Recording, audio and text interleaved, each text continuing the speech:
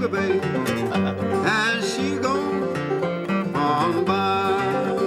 Oh, the cuckoo, she's a pretty bird, and she wobbles as she flies. She never says cuckoo till the 4th day of July.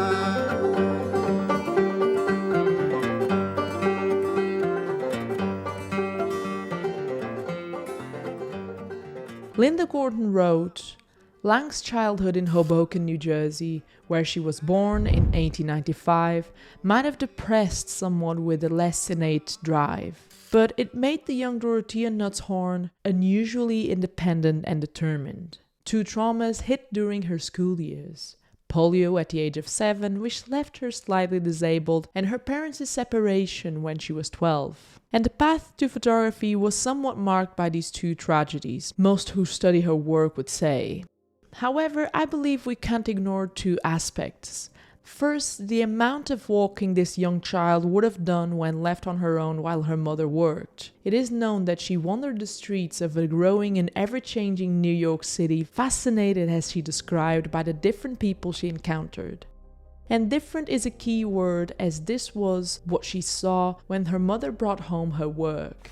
Mrs. Nuttshorn became an investigator for the juvenile court system, and the observations she brought home exposed her daughter to the endless poverty and, most importantly, the racial and ethnic differences at the heart of American society.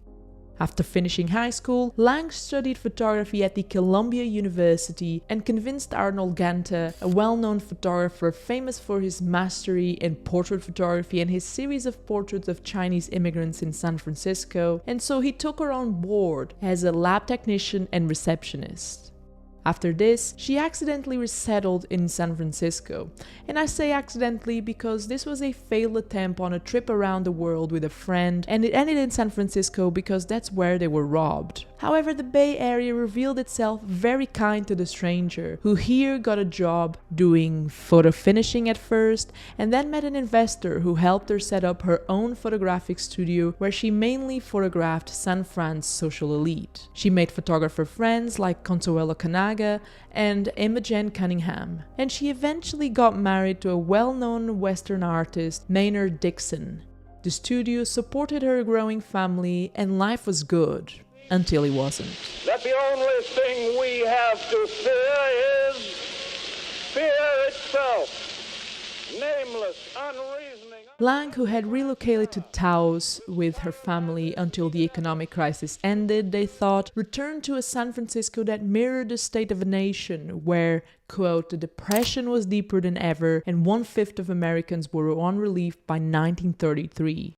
Drawn by the rumblings of social protest and by the shrinkage of her clientele, Lange then began to leave her studio and photograph in the streets, making pictures of the breadlines, the unemployed, and the many strikes she saw. The strikes of bus drivers, oil workers, boilermakers, farm workers, you name it. But the road she was on would change when a man named Paul Taylor came across her photos at a small Oakland gallery in 1934. Taylor was an ethnographer, economist, and professor at the University of California, Berkeley, who pursued and hired Lange to work with him on a project for the State Relief Agency. And Taylor would go on to introduce Lange's work to the head of Farm Security Administration, who hired her immediately.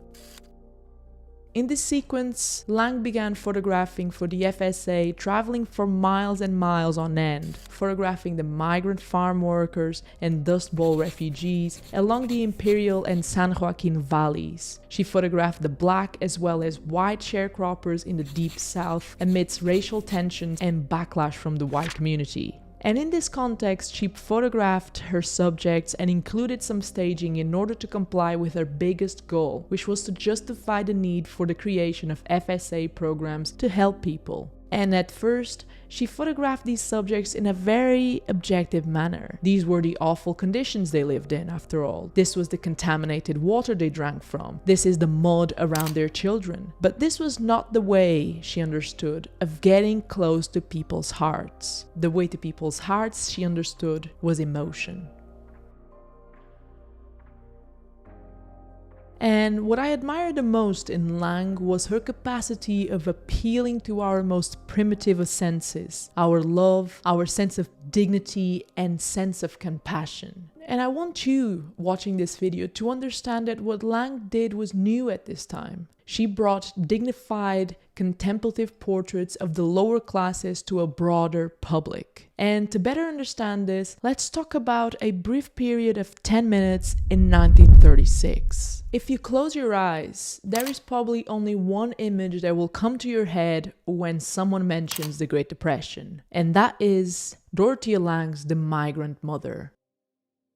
And the making of this photo with different shots that led to it explains why Dorothea Lange is a master at capturing human condition. And if you want to know more, you can watch the video on that. But for now, let's talk about this iconic image. This is an example that much of what we see in photography is not captured. It's made by the photographer, and every single decision that he or she makes, from gear adjustments to framing to subjects to distance, it's all these elements that, conscientiously or not, are put in there and lead to the creation of an image. And although Lange was hired to do documentary photography, she understood the importance in every single one of these decisions. She understood the weight of her own imagery at a time where very few had this perception. A time as well where very few women had been doing what she did. It's case to say that Dorothea Lange beat by a large margin the lesser odds life had handed her, not only on a personal level, but also on a professional one. For she understood that more than seeing children rummaging in filth, to see children hiding behind their mother in shame, or perhaps as if asking for a protection she cannot provide them with, is a much more powerful symbol of human condition. And that is why Lange's work should be studied and continue to be looked at in the future, because as the world changes, certain aspects of it will always remain the same. And the symbols she photographed remind us of the importance of photography in documenting, creating propaganda, and becoming art.